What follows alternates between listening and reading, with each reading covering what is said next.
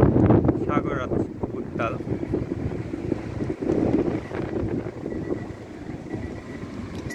আজকে আমাদের hand brake সম্পর্কে কিছু বল। মাশাআল্লাহ, হ্যান্ড ব্রেকের আসলে ম্যাক্সিমাম 3 রকমের ব্যবহার হয় হ্যান্ড ব্রেকে, যেটা আমি সিরিয়াল অনুযায়ী বলবো।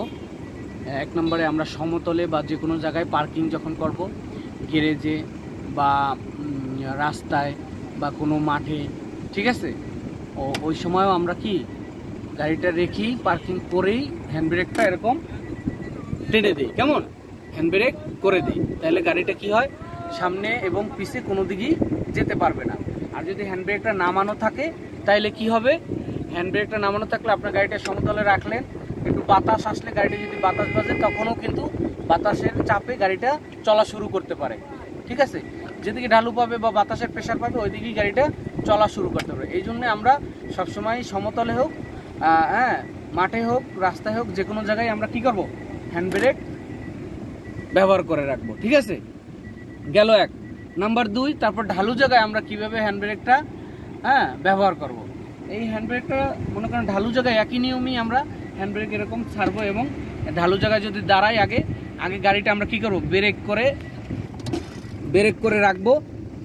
এরকম ব্রেকে রেখে তারপরে হ্যান্ড ব্রেক আমরা কি করব, হ্যান্ড ব্রেক টান দিব যতটুকু পরিমাণ দরকার হয়। হ্যান্ড ব্রেক কিন্তু আপনি বেশি কম আছে, এটা মিডিয়াম টান দিবেন, হালকাভাবে ব্রেক হয়ে থাকবে, আরও জোরে টান দিবেন, আরও বেশি কড়া ব্রেক হয়ে থাকবে। কেমন? তাইলে আমরা এটা ঢালু জায়গায় রাখলে যথেষ্ট পরিমাণ একটু চেষ্টা করব, বেশিরভাগই জানি প্রেশারটা থাকে, হ্যান্ড ব্রেকটা বেশি হয়, এই জন্য বেশি ব্রেকটা টেনে রাখবো। কেমন? 2 নম্বর গেল।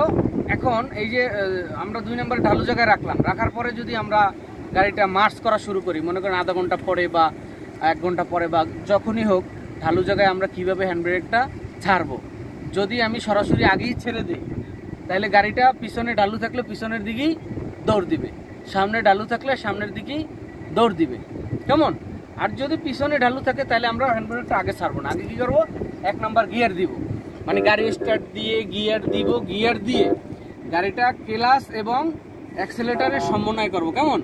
এই যে অ্যাক্সেলেটার এবং ক্লাচের সমন্বয় করব, যেভাবে গাড়িটা চলা শুরু করে।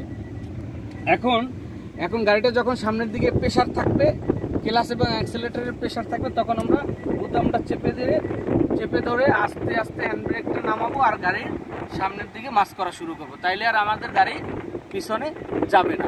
ঠিক আছে? 2 3 নাম্বার হলো, যদি আমরা ব্রেক ফেল হওয়ার আমার এখানে সাপোর্ট 2টা।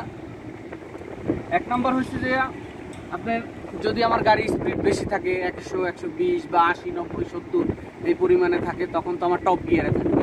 4-এ যদি থাকে বা 5-এ যদি থাকে, তখন আমি চেষ্টা করব কি করার, গিয়ারগুলো 3 2 1 এই পজিশনে নিয়ে আসার, তাতে আমার স্পিড কমে যাবে। গিয়ার মনে করেন 4-এ আছে, 4-এর থেকে 3-এ আনলাম, বা 5-এ আছে, 5-এর থেকে 4-এ নিলাম, 4-এর থেকে 3-এ আনলাম, 3-এর থেকে 2-এ আনলাম, 2-এর থেকে 1-এ গেলাম, তাইলে আমার স্পিড অনেকটাই কমে যাবে, একদম কমে যাবে। তাইলে আমার স্পিডটা কমে গেল 1। আর 2 নাম্বার হচ্ছে যে আমি হ্যান্ড ব্রেকটা ওইখানে কি হ্যান্ড ব্রেকের সাপোর্ট নিতে পারি ব্রেক ফেলের সময়। কেমন? এই যে হ্যান্ড ব্রেকটা আমার আছে এখানে, এখন কি করব, আমি এই যে বুদামটা, এই যে হ্যান্ড ব্রেকের গাড়ি চলন্ত আছে, ব্রেক হচ্ছে না, ফুট ব্রেক হচ্ছে না, সার্ভিস ব্রেক কোনো রকমের ফুট ব্রেক বা পায়ের ব্রেকে, সার্ভিস ব্রেকে কাজ করতেছে না, তখন আমি কি করবো, এই বুদামটাকে চেপে ধরবো, এই বুদামটা চেপে ধরে আস্তে আস্তে আস্তে আস্তে টানবো।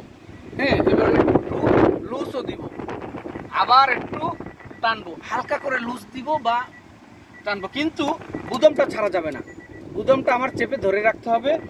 হ্যান্ড ব্রেকটা এরকম আস্তে আস্তে উপরের দিকে টানতে হবে, তাইলেই আমার গাড়িটা আস্তে আস্তে কন্ট্রোল হয়ে যাবে। কিন্তু আমার মাথা খুবই ঠান্ডা রাখতে হবে, ভালো করে খেয়াল রেখে এই কাজটা আমাদের করতে হবে। এখানে আরেকটা কাজ আছে, আমরা হ্যান্ড ব্রেক যদি এরকম ব্রেক ফেল হয় বা রানিংয়ে যদি হ্যান্ড ব্রেক টান দেওয়ার সময় বুদামটা ছেড়ে দেই, কেমন, বুদামটা ছেড়ে দিলে আমার ব্রেকটা কি হয়ে যাবে, লক হয়ে যাবে। যদি লক হয়ে যায় তখন কিন্তু গাড়িটা কি করবে, স্লিপ করবে, ঘুরে যেতে পারে, তারপরে পোল্টি খাইতে পারে। কখনোই আমরা এই হ্যান্ড ব্রেকের বুদামটা রানিংয়ে টাচ করে ছেড়ে দিব না।